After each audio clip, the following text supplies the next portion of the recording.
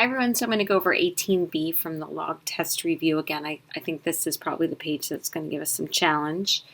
Okay, so I look at it and I say, is it an expression, an equation, or a function? I have one variable, I have an equal sign, so this is an equation, which means I solve it. Okay, then I look at what type of equation do I have here. So I have an exponential equation. So my first attempt should always be to see if I can make the bases the same. In this case, I can't. So I'm going to have to use logs. If either of these numbers were e, I'd be using the natural log, but they're both real numbers, so we are going to use logs. So to undo an exponent, we take the log of both sides, okay? We take the log of both sides. Then we use the laws of logs. We expand the log. So remember, we had that rule that said if you had an exponent, you could actually bring it to the front.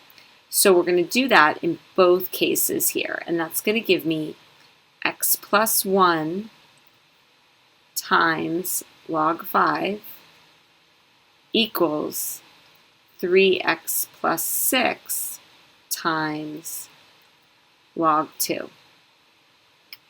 Okay, so now we're going to evaluate log 5 and log 2 to a real number to 4 decimal places. Again, I'm going to show you how to do this algebraically as we move after this test. But for now, I just want you to get the basics down with this. Okay, so we know that log 5 is 0.6990. I'm going to put x plus 1 in parentheses to help. And then log 2 is 0.3010.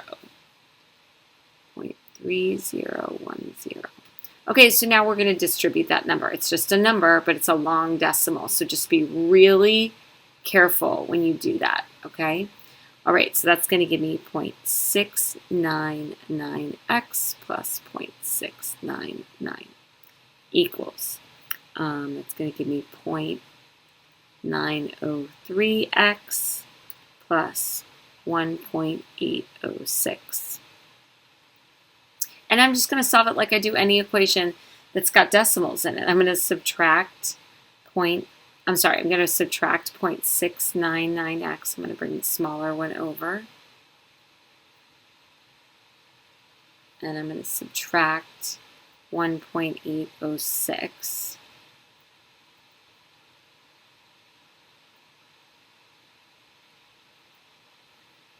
Again, we're going to be really, really careful here. So that's going to give me negative 1.107 equals 0.204x. And then we're going to divide.